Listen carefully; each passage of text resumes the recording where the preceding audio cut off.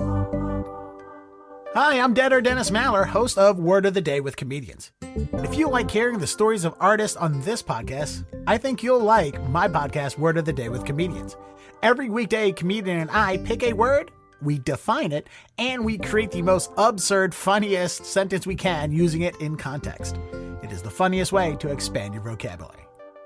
Now, let's go ahead and get into Art Heals All Wounds.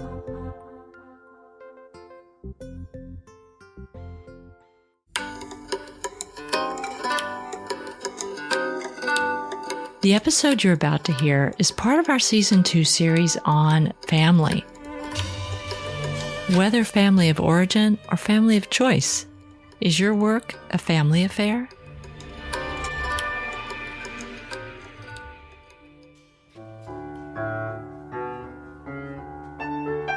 Welcome to another episode of Art Heals All Wounds. I'm your host, Pam Uzel.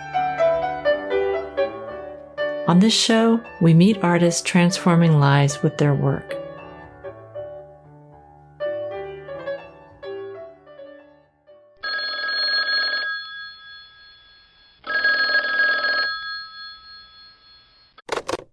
Hello? For all of my adult life, my mom called me just to say hi, see how I was doing, just the normal mom stuff. If she didn't call me, then it was an unwritten rule that I would call her at the very least once a week. We'd chat on the phone 30, 45 minutes. Before I hung up, my mom would always say, "Here, let you say hello to your dad." My dad would then get on the phone and go, "Hey there, how are you?" "I'm good, Dad." "Good, good. Well, I'll let you go and get an update from your mom about all your news. Love you." Then one day, my dad called to tell me that my mother was in the hospital and that I'd better come quick if I wanted to say goodbye. I remember the first time I called my dad after my mom passed away. I just wanted to check on him and also to hear his voice. It was so awkward. When my dad hung up, he asked me to keep in touch. What did he mean by that? Of course I would keep in touch. He was my dad. But I realized that we really didn't have a practice of keeping in touch because my mom had always done that for us. Over time, my dad and I have found our way. The poem Dinner Conversations by Preeti Vangani puts into words the seismic shift in dynamics that can happen with the loss of a family member. Preeti's poem paints the scene of the first meal between her father and herself after her mother's funeral. The ache and discomfort around the hole in their family is palpable and describes the way in which loss of this kind can shift the ground beneath our feet.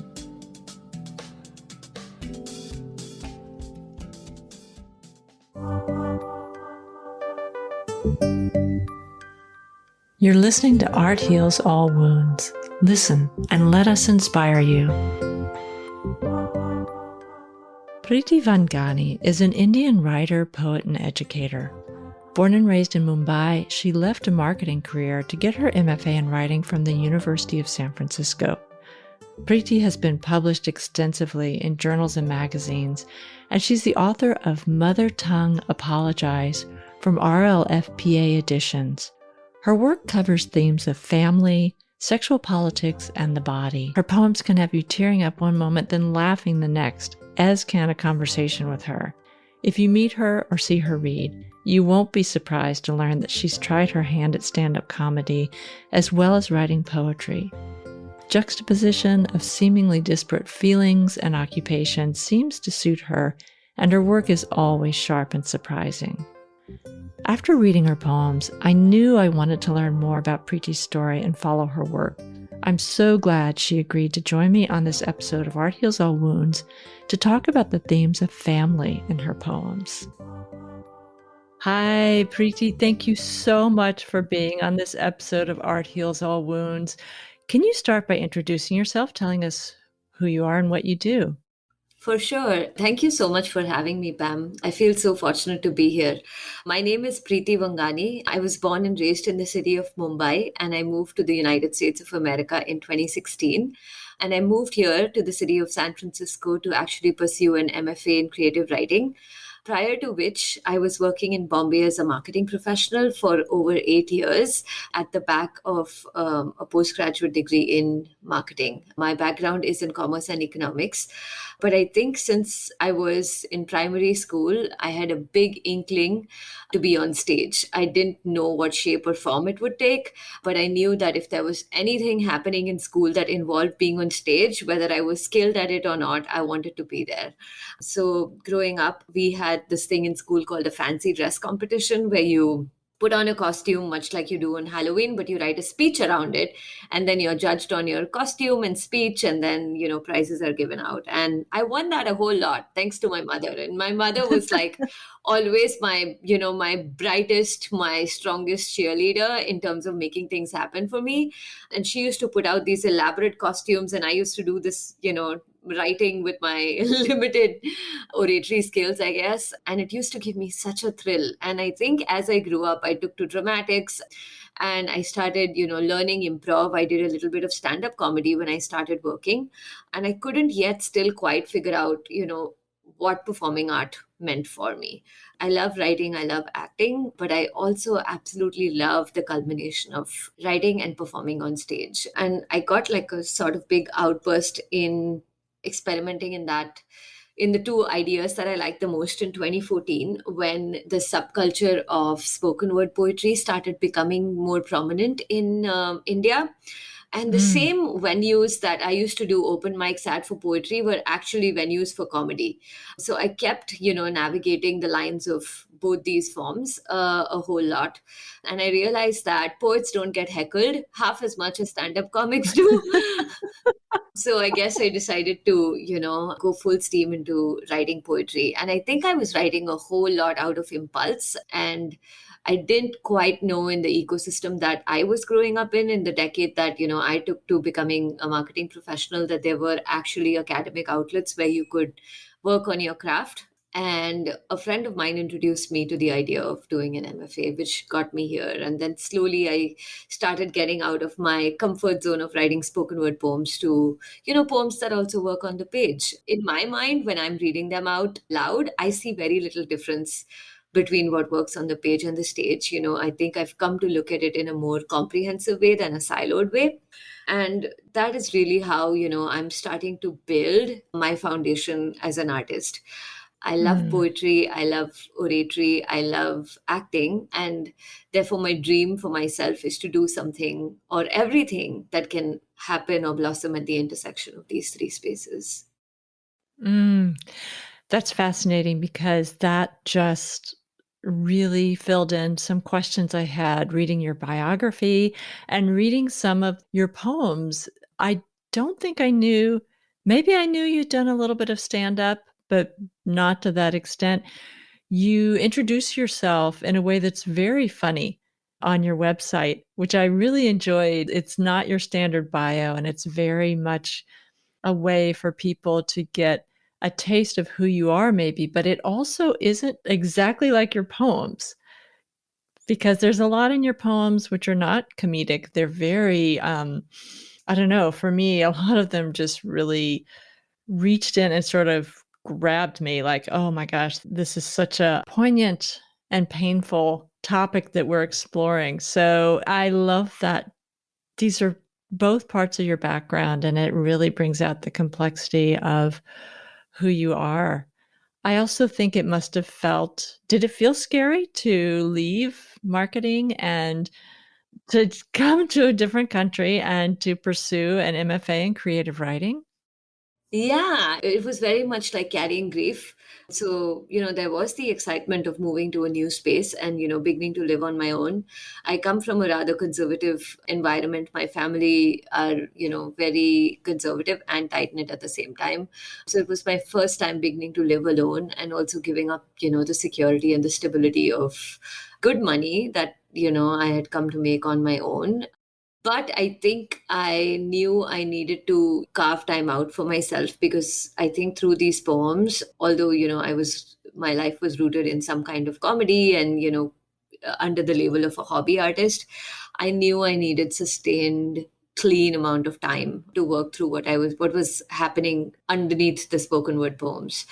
And I think I was processing the grief of, losing my mother. I lost my mother when I was 22, and she was 44 when she passed away. So, Mm. and the timing of it, I think everything was so uncannily close in the way that the night I graduated from business school, my mother passed away, Oh. and I directly jumped into, beginning my life as a working professional. And the way we get through our education system, it's so like meritocratic, and also, bureaucracy of the workplace, all of these coming together. There's always been a spirit in me that says that I need to show myself as the best version possible. And it often gets nomenclatured as ambitious, but all to say that it was a process of grief, having to unlearn what ambition means or what success means.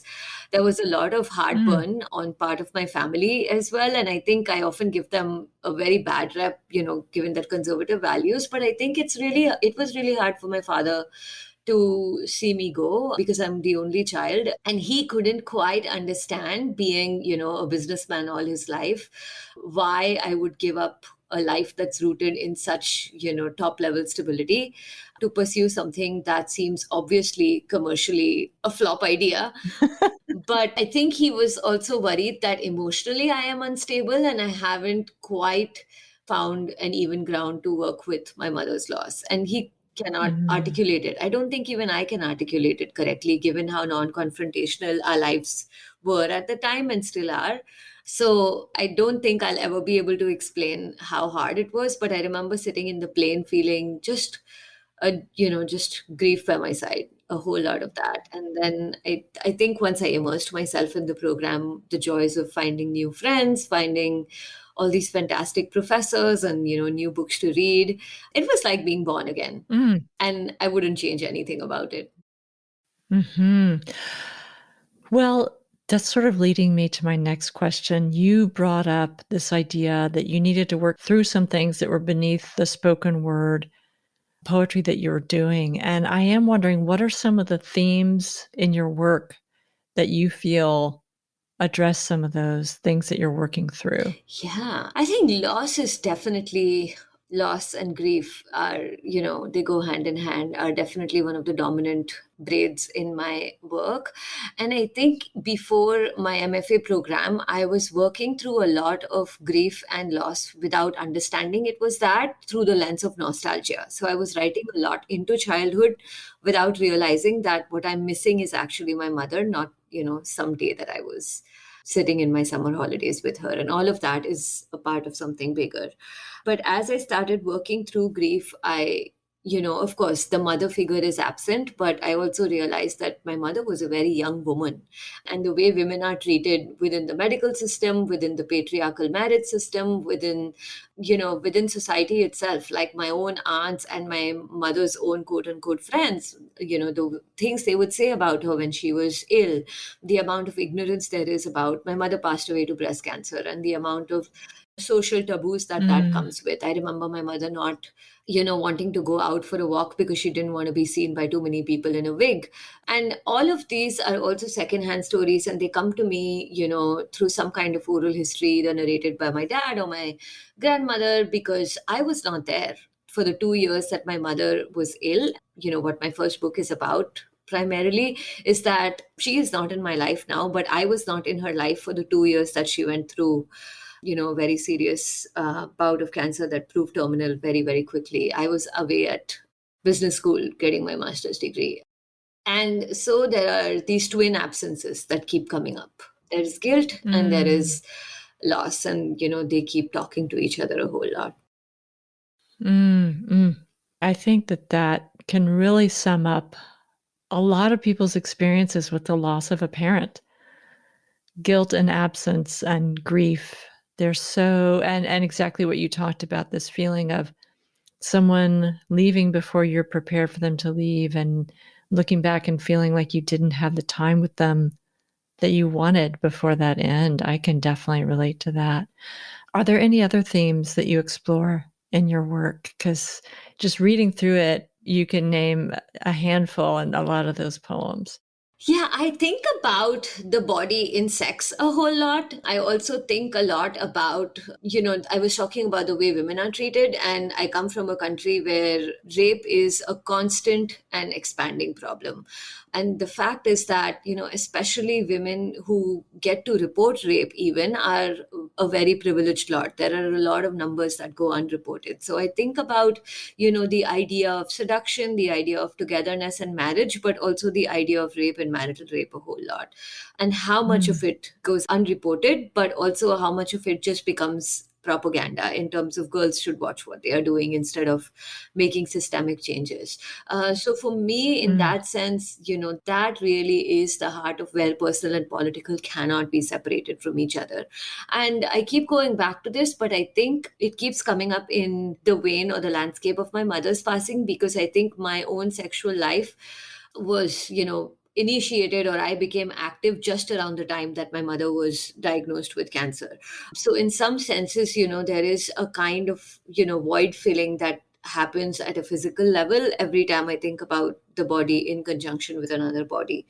So sex, sexuality, the politics of, receiving sex, giving sex is the work that I'm most interested in, Hmm. especially when, girlhood cannot be separated from daughterhood. Like in the way I grew up, we continue to live with our parents. I did not have the freedom, like many, young kids in Bombay, or even young adults, early adults in Bombay, to have, time and space of our own to understand what physical relationships mean. So it was all very, very taboo. I don't think my mother and I were ever in the same room where the word sex was mentioned. Same with my father. Hmm. So the way sexual education gets passed on to us, or rather does not, I think about that a lot in contrast with what it means to be a good daughter.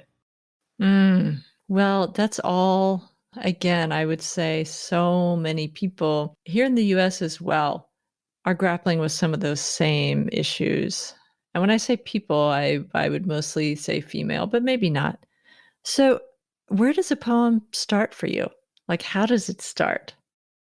I wish there was one clear answer. It would be so easy to just get up and do it. But I think it starts in wandering. I think if I'm thinking about something that happened in my childhood, or I'm writing around an incident, or I'm writing, around something that I don't know. For example, what happened in the room when I was away and it was just my mother and father in the hospital. Mm. So I think very often a poem begins in absence for me, because then it opens up a realm of imagined possibility.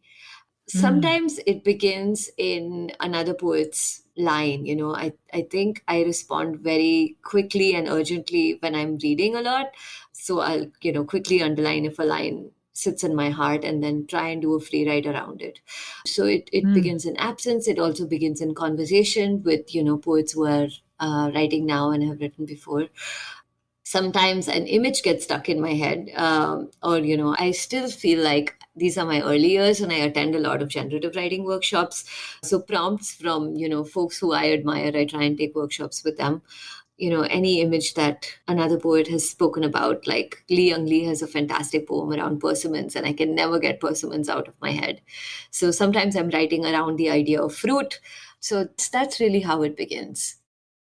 Right, right. It's funny. Just a few hours ago, I was reading An Apple a Day, which is an amazing poem of yours. I'm going to ask you to read something, whatever your choice is, but I'm also just going to tell you some of the ones that really were like, "Ah," that I loved. There's one called, I think it's two poems called Invisible Knots. And the one, Dinner Conversation, is such an incredible poem of a family that was three. And now the main person, maybe the person who was sort of the glue of that family, is gone. And the other two are trying to negotiate a new family dynamic. That's an amazing poem. But I'm wondering, do you have a poem you'd like to read today? Oh, I would love to read the one you just spoke about. That was one of the ones I had up as well. Ah, okay, yes. Yes, because it's very much in keeping with what you've been talking about. Great. Thank you.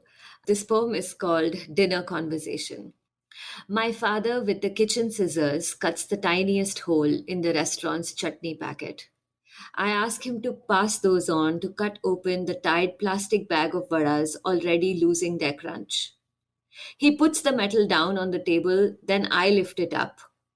Because we believe handing over sharp objects by hand forebodes a fight. The marigolds on my mother's funeral frame are still alive. We share a bowl, eat the dosa straight from the single leaf it came wrapped in. Less dishes, less mess. We are a ministry of less. We have four unslept eyes and a race to the remote's volume high button. I mute the possibility that he skimped on her treatment. Like a subtle chutney that never lets its final ingredient be known, he is holding back his urge to disclose he will remarry. I swallow the sambar's drumstick whole with skin, flip the channel from news to comedy. He leaves to wash his hands. I could identify his agitated gargling from planets away. The scissor lies split open between what's left over. Why isn't Mum smiling wider in this photo we've chosen? If she were here, there would be no blades while eating. She could untie even the most invisible knots. So there are so many things to unpack in this poem. And just one of the things that really hit me were this idea of muting yourselves during this grief process, that grief is such a complicated thing. I mean, obviously there's sorrow, sadness, loss, but there's anger. And maybe it's anger directed at the person who left, but in this instance, and I think a lot of times, it's anger at the other parent who's still there, Right. you know? Yeah. Yeah, what would you like to talk about this poem? I think you absolutely, I was also thinking of rage and anger as you started unpacking the emotions it moves through. And I wanted to situate this poem in the absence of noise because we are a very loud family. I think we all have high pitched voices and we don't hold ourselves back when we are fighting. And I've learned that from my mother and my father. And therefore, to return to a house that was so eerily silent after being away for 2 years was very unnerving for me. And anger is interesting because most often your words don't know which anger they are responding to, right? There is the anger of the mother not being there, but there's also the anger of that morning in that there is no food in the fridge. There is the anger of what time will the restaurant delivery come in, or which dishes will be eaten. And a lot of it is embedded in the larger patriarchal structure of, like, my father's job has always been running the shop, my mother's job is always running the kitchen. And these ideas, this reality which is so stereotypical, is a part of our running and breathing lives. And reconciling the big loss, the hours my father spent alone with my mother knowing she was terminally ill, and yeah, reconciling the big anger with the microscopic anger of how the hell do I hold this packet that's so hot and cut the tiniest hole so I don't spill it. These angers Mm. are constantly dancing with each other. And I just wanted to freeze frame on that and sit with my father for a little bit. Mhm, mhm. I also lost my mother, and one of my discoveries that I actually didn't know was that the emotional work that my mother did really kept the family going. And when you talk about that, if your mother was there, there would be no need for the scissors or anything sharp because she could undo the tiniest knots. I just thought, wow, that is so familiar. You don't notice someone's presence and what you're taking for granted until it's gone. Yes, absolutely. And I feel like, my mother and even my father, we are all pressure valves for each other in different ways, right? When we say things like, Mm, who is the good cop or pick your battles, what gets unsaid is just how much we're absorbing on behalf of the other. And what of our own are we letting go? And, often when my parents fought, my mother tried to, keep me out of the way, or, my father just decided to go down and smoke instead of continuing the angry banter. And I think growing up, it was like if I wanted two things and one was bigger than the other, I would only ask for one. So we are constantly negotiating what we want from our beloveds. And therefore, when one goes missing, the system just breaks down. mm, right. Right. I feel like we could keep talking about this, but I'm wondering if there's another one that you wanted to share and talk about. For sure. I have a poem called Unrewarding, which again is, I think I'm working into a manuscript where my father plays a much more or bigger or more urgent and active role than he did in my first book. And I would love to read this poem called Unrewarding, if that's okay. Unrewarding? Mm-hmm. Oh, yes, I would love for you to. Okay, great. Unrewarding. From my father's cupboard, I fish out the familiar purple tin, heavy with his old coin collection. Let his vintage piggy bank waterfall into a pyramid of silver on the bed. Anas, athannas, chavannis from when a gallon of milk was a chavanni. Sparkling gold guineas. My favorite, though, is a 1 Anna coin that he, still in school, threw on the tracks to see what a fast train could do to the penny. It is important, I think, for me to like this blanked metal, a little crimped moon, because it reminds me that my father, the constant harborer of hurry and worry, the man who plots to leave a room as soon as he enters it, once stood still as a summer afternoon, back of his knees, sweating sweet, tapping his feet at the edge of a railway platform to simply observe the workings of pressure. Just as he sat, rocking his chair, slow as a lullaby, for 3 months and change by my mother, comatose in a non AC hospital room. By then, he was done running her memory back by purring the songs she loved. By then, the only song was him waiting and his resting heart like an empty bucket poised to be filled with the water of courage. What is his exit strategy now? Where does he hide his sorrow? Between the same molars that once thickened as honeycombs with mummy's roti crumbles, deep fried in sugar and ghee. Kutti, we call this rich breakfast, and dad's salesman superstition is to absolutely eat kutti on the first of every month. Kutti on the tongue he used to sing means Lakshmi will come, chan chan chan. Once he sang for more money. Once he sang for more of mummy. Now, before work, he gulps down 3 Mari biscuits, a glass of milk, rubs his belly, and says, I'm superbly full. He knows he isn't. He knows I know he isn't. Fullness, his currency of consolation, his way of saying, I know we are grieving for your mother, but I don't want you to also grieve for my hunger. Mm, that's amazing. When you're talking about this memory or this idea of your dad throwing that or putting that coin on the train tracks and you incorporating this idea into your picture of your father, it just reminded me of something that someone once said to me, that the amount of time that we know someone is like almost like a snapshot of who they are, and it can't contain the fullness of who they actually are. Tell me more about this poem for you. I think the meaning of this poem, which is not contained in this poem, actually came to me after many, many drafts of writing and finessing and speaking it out loud and, carving out all the sounds within it, was that I wondered why I remembered it so much. And I think within me, there is a very agitated person who is so angry that, my father is perhaps not 200% okay with my life as a poet.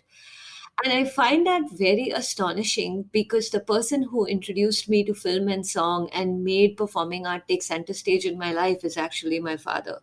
Mm. He used to very regularly bunk college to watch movies. He took so much pride in watching movies first day, first show. And he's a very good visual understanding. I think he understands visual narrative really well.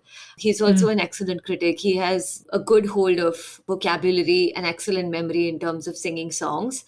And I think all through my life in the States, I have been trying to reconcile the angry father with the father who has a softness for the arts. Mm. And I think my brain must have wanted to try and remember an instance or a story from my father's life where he was a free person.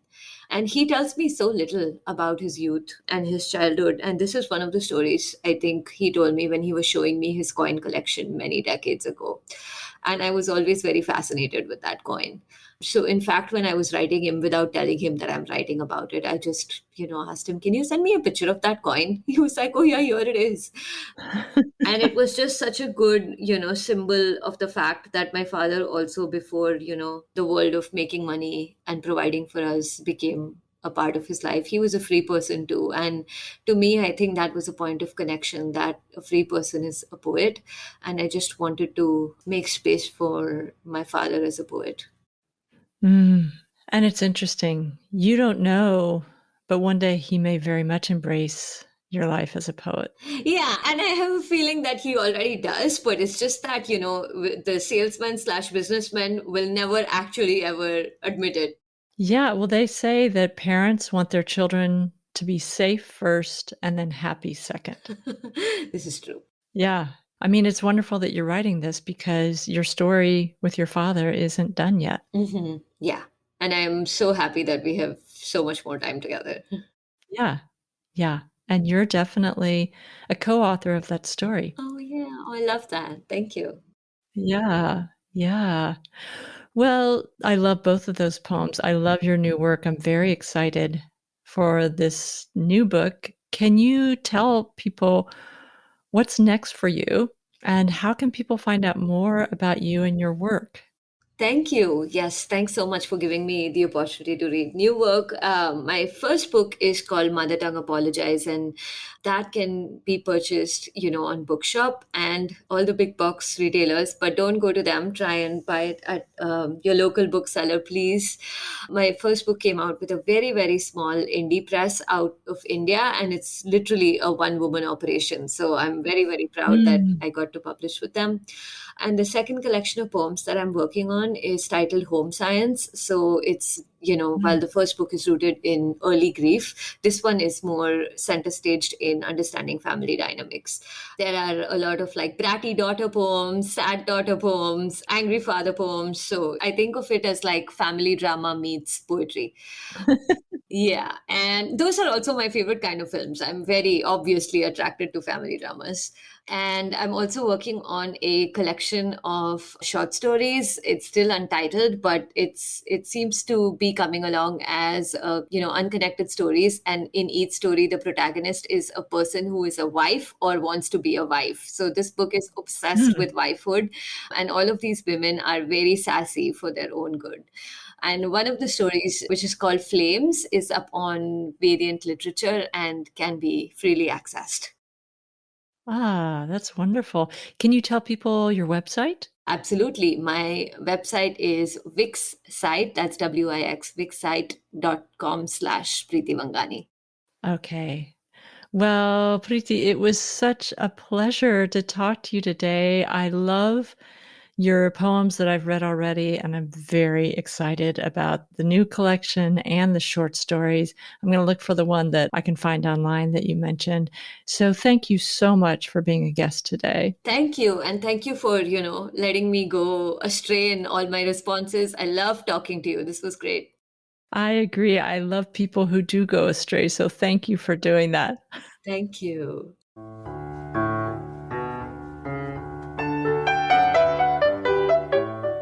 You're listening to Art Heals All Wounds.